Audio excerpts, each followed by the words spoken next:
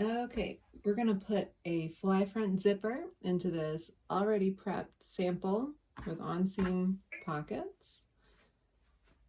So the first thing you want to do when you have a garment, the base finished, and you're ready to put in your fly front, hopefully your rise is not stitched together at this point, right? At least the center back or center front is not.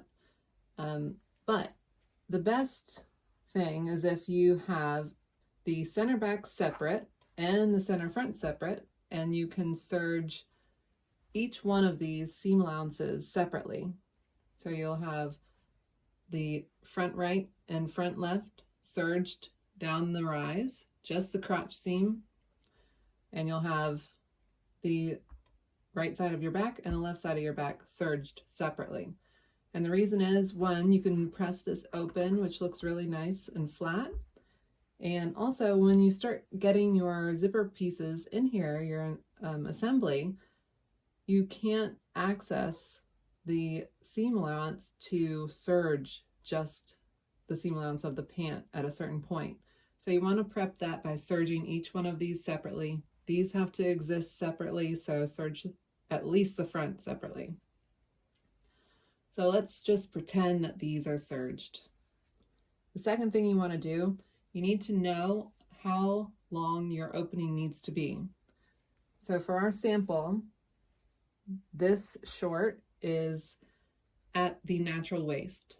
The waistline position is at natural waist perfectly, which means our opening needs to come down to the hip level, and it's usually around 7 to 8 inches below the natural waist, depending on the body.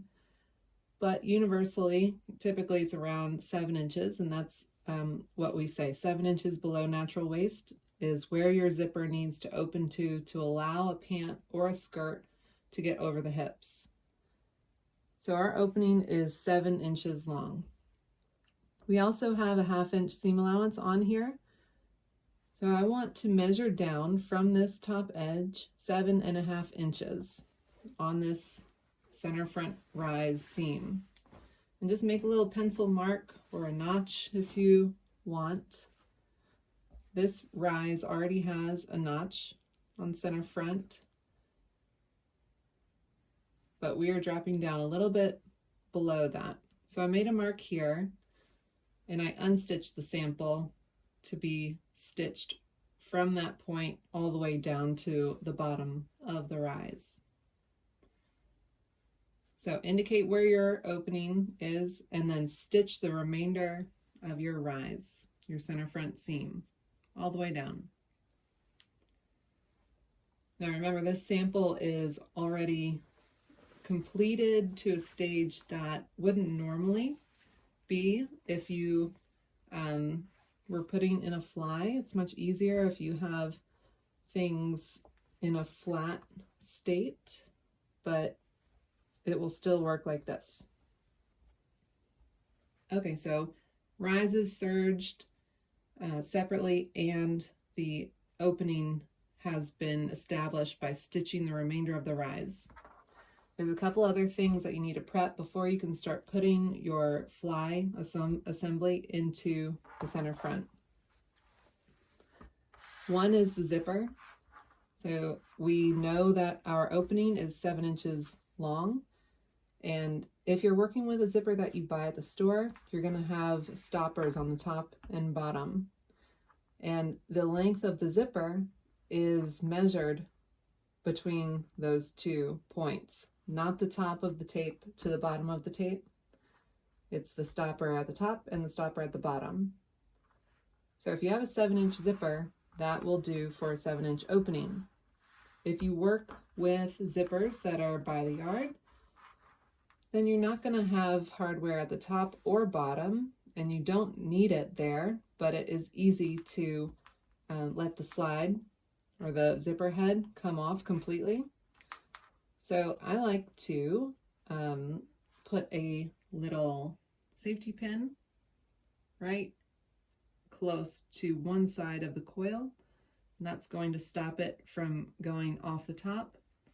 And I also, again, you don't need this, but it helps. You can do a thread tack by hand or machine right in the position that you want it to stop, and that's sufficient for a stopper. Otherwise, you can buy hardware to do that too.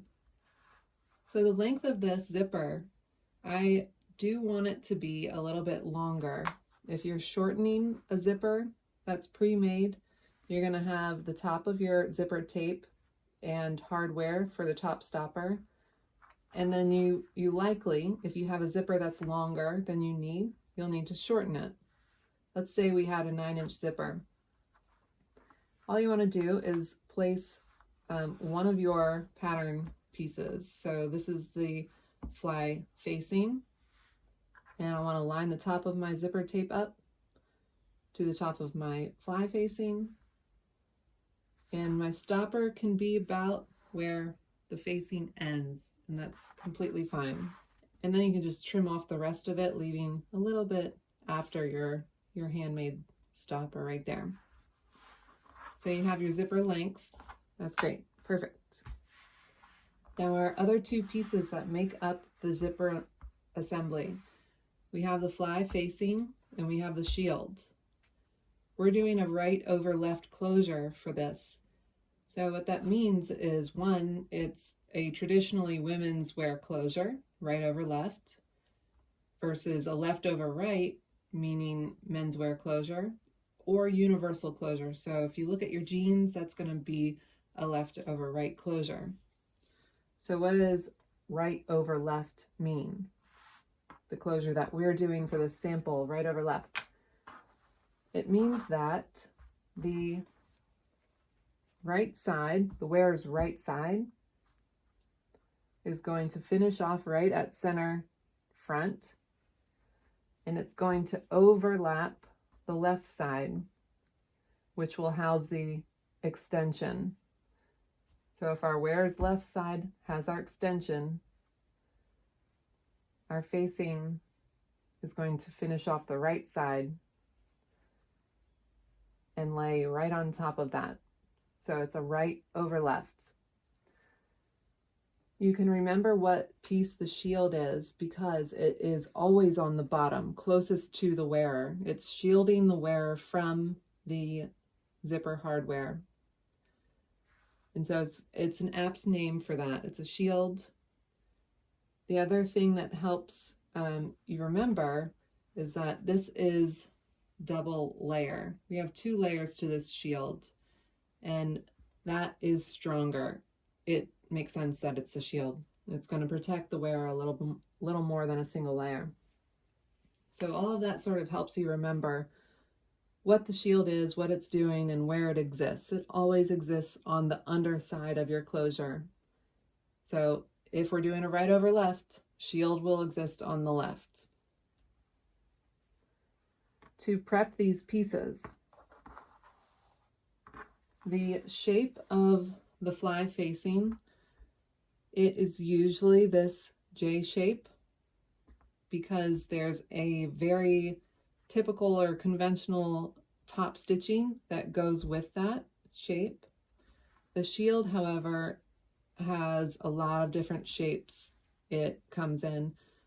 Some people will do a rectangle, just a straight up rectangle, and it can even be very stylized. So whatever shape you want or need for your design, it's up to you. But for this, since our closure is 7 inches long, this is just a 7-inch long pattern with a 1/4 inch extra, just to have a little bit extra past the opening, and then seam allowance on top.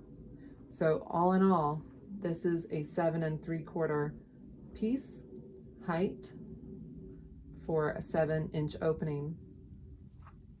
These patterns came from the exact same shape. It is 1.5 inches wide with 1/2 inch seam allowance on the center front side, what is going to be stitched to center front, and 1/4 inch seam allowance on the round edge. The fly facing is a single layer. It gets interfacing on the back, typically, just to make it a little bit stronger. And it is this shape, this side being the good side, because it's going to exist like this in the garment. Once we stitch it to center front, good to good with our pant, it will get turned, understitched, and flipped toward the inside of the garment. That's why it's that direction for right over left closure. The facing should have some sort of finish on this curved edge. This is a tailored finish with a bias binding. You can do a serged curved edge. You can even, if it's just a personal garment, you could just turn that 1/4 inch edge over and stitch it down. But some sort of finish on this edge. The shield, again, is 2 layers. It's stronger because it also needs to stand up, just hanging out by itself, really, because it's an extension off of center front. So we have a shield upper and an under. To create that in this exact way, you're just going to have these same pattern pieces, the same exact pieces. You're going to lay them good to good, stitch them down at the seam allowance that you gave, which in this case is 1/4. Stitch it all the way down this curved edge. Clip it if you need any additional help turning it, but then turn it right side out. So your good sides are facing outward. Press it, and then stitch down, or serge, I would say, serge the straight edge. You can also put a bias binding on that if you want to finish that off. So we've prepped all of our pieces. We have our fly facing, our shield, and our zipper in the correct length. Let's start applying this to the actual garment. So like I said, the facing is going to be on the right side. This is the wearer's right side. Anytime you hear me say a direction, it's going to be referring to the wearer's side. So the right side and the left side. The facing goes on the wearer's right side. This is the first step. We are going to apply the facing to this center front and do some understitching to it. So I want to place this facing good to good on this center front right panel. Line the top edges up and pin in place. This first stitch is going to be at 3/8 of an inch. Even though we have a full 1/2 inch right here, we're going to stitch at 3/8, so when we turn this over and understitch it, we account for that little bit of turn of cloth. So I'm going to stitch this at 3/8, and I'll be right back. So this is now stitched down good to good with the pant right side, the front right, at 3/8 of an inch seam allowance. Now another thing to pay attention to is that your facing piece is likely going to be longer than the opening, right? So if it surpasses the length of your opening, where your seam started for the remainder of your rise, it is perfectly fine to stitch inside of your seam allowance. That's fair game. That doesn't change anything if you stitch inside of this seam allowance. It's also that this seam allowance that we stitched the facing to the pant front is 3/8. So that will easily live within a 1/2 inch seam allowance. See right here? So just open up your garment and access the remainder of that seam, and you can stitch right to that. You don't have to stop at that opening where you marked your opening for. After you stitch that, you want to push all of your seam allowance that you just created toward the facing and understitch it. This is what's going to make the facing a little bit stronger than this front panel, and it's going to pull it toward the inside to conceal that seam right there. So I'm going to push all my seam allowance toward the facing, and I'm going to stitch all of that seam allowance and facing layer together with an understitch that is close to the edge, about a 1/16, definitely no bigger than an 1/8. Okay, we have our understitch seam, and that should help this center front right panel conceal that seam that we just created. You'll need to help it a little bit by pressing. So just fold that turn of cloth, like help it happen when you're pressing. Okay, so now we can put the facing to the side and start on the other side. So what we're going to do with this side is create a little sandwich with our shield and zipper. So here's our left side, our wearer's left side, center front. I want to place my zipper good to good with this. So this is how our garment will face once finished. This is how our zipper will face once finished. So it needs to end up like this. But again, I want to stitch this good to good with this left side of my pant front. And that means I would face my zipper down and align the edges of the tape and the center front. I'm also going to align the top of my waistline and the zipper tape. So this isn't the only edge that you're working with. Remember, I said a zipper sandwich, so we need another layer in here. Here's where the shield comes into play. You need to line this up exactly the same way. We're placing this good side down, same level at the top with everything else. Everything matches at the waistline, flush with each other. Same as the center front edge. Everything should match up with each other perfectly. Now, you can either baste this in place, which I would highly recommend for perfect stitching and keeping your zipper in place, or you can pin it really well. So I'm going to pin it all down, making sure that I have all 3 layers exactly where I want it. And notice I'm pinning vertically too. Normally I would pin horizontally so I could take it out while I'm sewing, but we need to allow the zipper pull to move.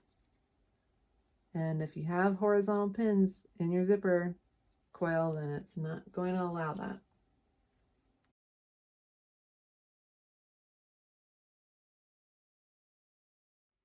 So same situation with this.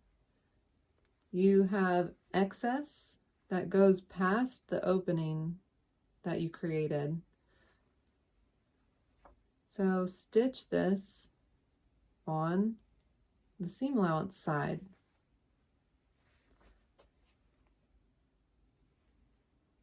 Find the seam allowance that is below your opening mark. And if you need to, you can allow your stitch to live right inside of your original stitch to close up the remainder of the rise. So with this, you're going to need your zipper foot or cording foot, and our coil is right here. So our coil is right there, and I need my zipper foot to get me closer to that coil with my stitch. I'm going to unzip this so it's a little bit easier. And when I start stitching this with my cording foot, I'm going to obviously back tack like normal. I'm not going to try to force the zipper foot as close as I can to the zipper coil. One, it sort of pushes it out of the way and you'll get this wiggly zipper the more you try to force it. I just want it to comfortably run in that groove. So you're probably looking at about 3/8 seam allowance on this side as well. Stitch all the way down to the end of your shield.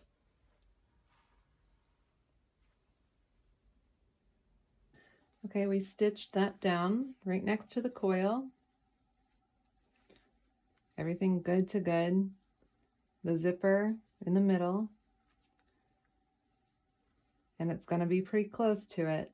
Double check that it's not so close that the zipper pull can't go up and down. You can edge stitch this, the fold of your left panel. You can edge stitch this. Try to get really close, like a 1/16 of an inch, because we have to cover that stitch, attempt to cover that stitch with the right side by positioning it. So you want that stitch to be real close, edge stitch at 1/16 of an inch if you want. Be sure to press at every stage. You want things to be nice and flat, and you can press out any tension happening. So this is edge stitched now, very close to the edge. Zipper pull still works. When you get to the end of your opening, just back tack. You don't want to be too messy with that. And when you're stitching this, you need to change your zipper foot out to the other side. You need the other zipper foot, cording foot, and make sure you're not stitching other layers underneath. Also, move the zipper pull out of the way to make it easier for yourself. So you can start out with your zipper pull like this, start your stitch, and you get to a lower point like this, sink your needle, lift up your presser foot, move the zipper pull up, and then continue your stitch. So what's the next step then? We have our zipper sandwich finished, this whole assembly on the wearer's left side for this right over left closure. It should look like this.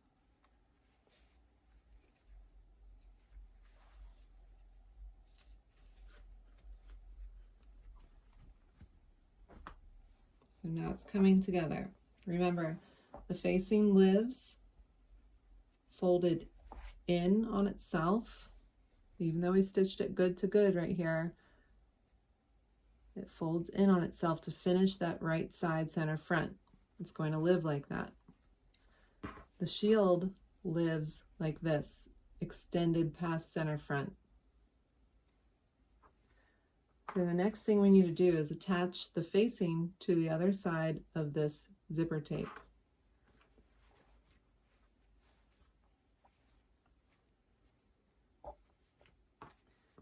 And this is why it's really good not to have the rest of your pant assembled. The best case scenario is that you only have the front working. You don't have your outseams done. You don't have any back layer underneath this, because ideally it would lay perfectly flat to find your positioning. So flatten out your garment.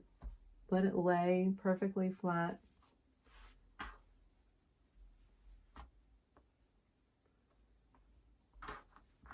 And what we want to do with this, I can put this zipper up to where it will live.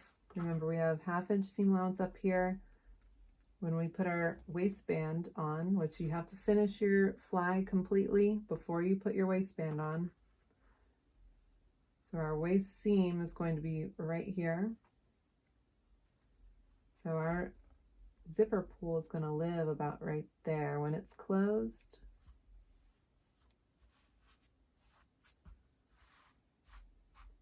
Okay, so this is what I was talking about with the edge stitch and needing to cover it. So we need to pull this over just enough to cover that edge stitch.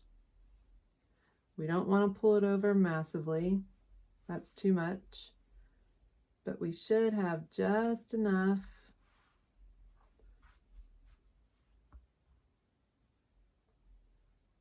to cover that comfortably.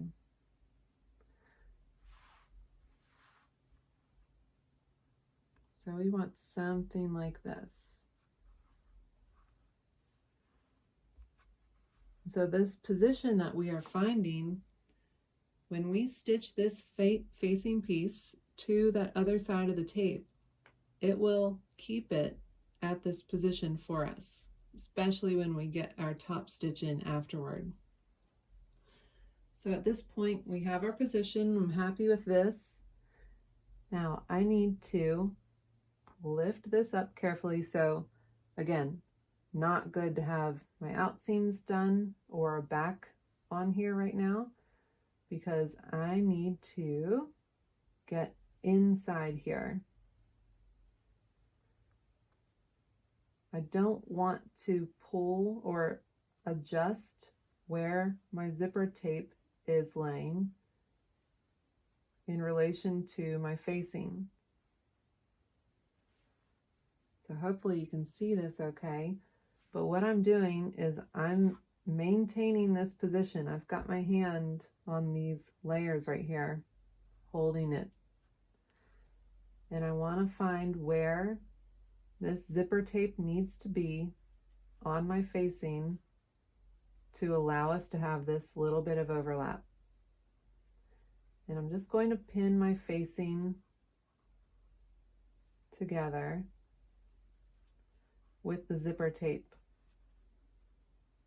I don't want to include the shield in this pinning. I don't want to include the front pant panel.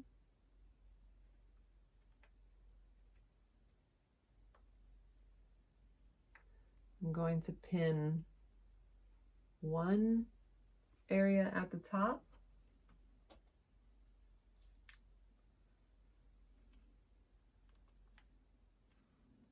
And this is a lot trickier because this pant is fully finished. I like to set zippers in when it's just the front. I want to finish just the front and then put my front to my back. Now I have my top part of my zipper tape pinned to my facing. It could be that the relation of my zipper tape to my facing is going to be different at this lower end, but it definitely should be a straight line. It's not going to be anything wiggly like that. So as long as I have a position at the top and a position at the bottom with pins from my facing to the zipper tape, I can then sort of straighten it out or let any excess out, and I still have the correct position.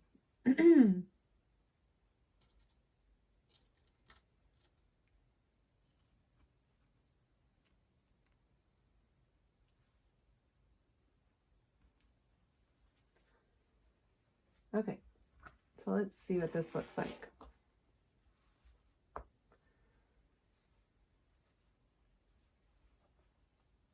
Here is what that position wants to be. So it's a little bit wiggly. I want to just straighten this out.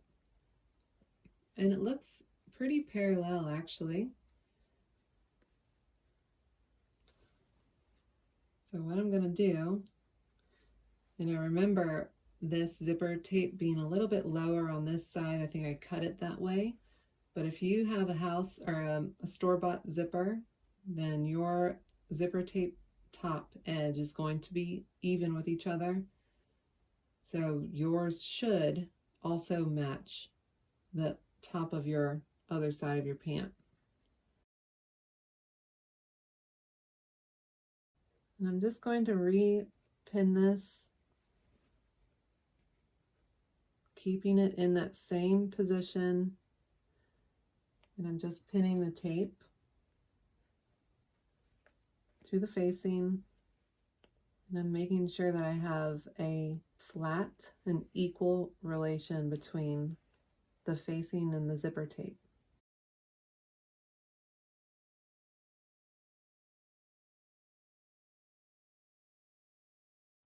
Now we're ready to stitch this together using the other zipper foot, same one we used to do the edge stitch on the shield side. We don't actually need to get super close to this coil.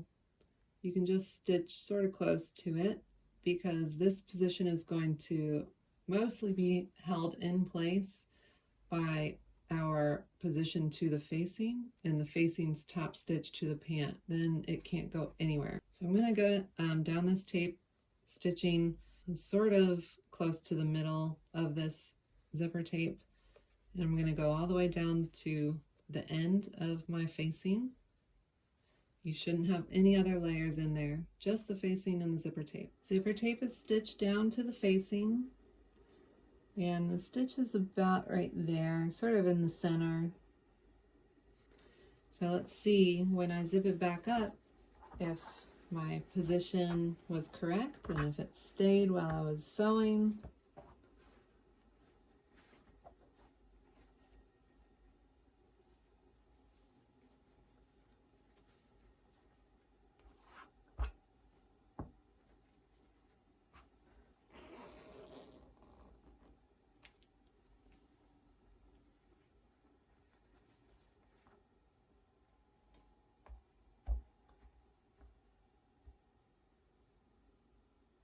Okay, that looks good. So we shouldn't have any puckering right here in the crotch or where the opening starts. The next step, since we have our position of our wear's right side of the zipper to our facing, is to top stitch this. And this has been patterned for a top stitch at 1.5 inches. So I'm going to take a stitch that's 1.5 inches parallel to this center front folded edge. So it's going to come down here and then curve with an organic curve, the best I can do, and it should end right here. You don't want to pass this. You want to end your stitch right here and back tack a couple times. You can use the wheel to walk it, be extra careful with it. And then when you are done with this top stitching, also you can pretty much lightly draw in this shape, especially if it's a sample. Just use a light pencil, give yourself a little bit of a dash mark so you can follow it, and you can have a really nice shape and a consistent width.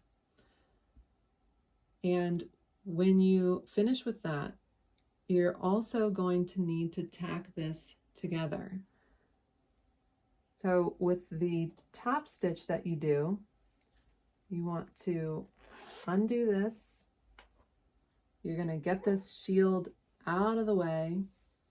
Make sure you're not stitching it. You're going to let this lay flat. Happy how you stitched it, allowing that turn of cloth that you pressed and understitched into the center front. And since this front pant isn't stitched down or anything yet, it can lose the correct position. So give yourself a couple of pins to help yourself. This is also a good time to baste if you want to baste this instead of pinning it, because pins, while they're very quick and easy, they create some weird manipulation with the fabric. So basting is always a better option. And now you're ready to do your top stitching with everything else out of the way. Shield is pushed back, top stitch, 1/2 inch away from the edge, stopping right where your opening starts. Boop, right there, and back tack a few times. Last step, when you do that, is to bar tack all of your setup together. So pretend that I have a stitch right here. Then zip up your whole setup. Check it out for a second, admire it. Then you want to tack all 3 layers, the pant front, the facing, and the shield. You're tacking all those layers together. You can do this right here, exactly on your previous stitch. So you would bar tack right here. You can do it perpendicular to your stitch. Top stitch coming like this. You can do a bar tack right here. So it crosses it, a little perpendicular bar tack. You can do double bar tacks right there. You can do a bar tack that is parallel right on your stitch over here. But the main point is that we are keeping this entire setup together. We want it to always live together. If we don't do that, it's allowed to just flop around and be crazy, okay? When we tack it together, let's say we tack it right here, going through all of those layers, right there. When I tack this together, it's going to keep it closed like this at the bottom, what we want.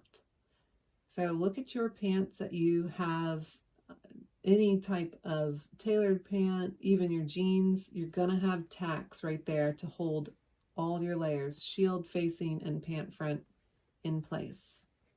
And this is what it will look like when you're all finished. So we have that top stitch all the way up, going around that curve, ending right where our opening started. And we have some bar tacks. Now this is just a backward and forward, like a little back tack with the lock stitch, just a regular straight stitch. If you have a home sew, it's really easy to just do a super narrow, somewhat narrow zigzag stitch and do a small stitch length to give it the appearance of a bar tack. You can also do this by hand, doing a really neat tack. You just want to have all 3 of those layers tacked together, shield, facing, and front of the pant. Make sure you allow them to lay completely flat and naturally how they want to lay. And that is what your zipper assembly will look like. So all ready to slap a waistband in there.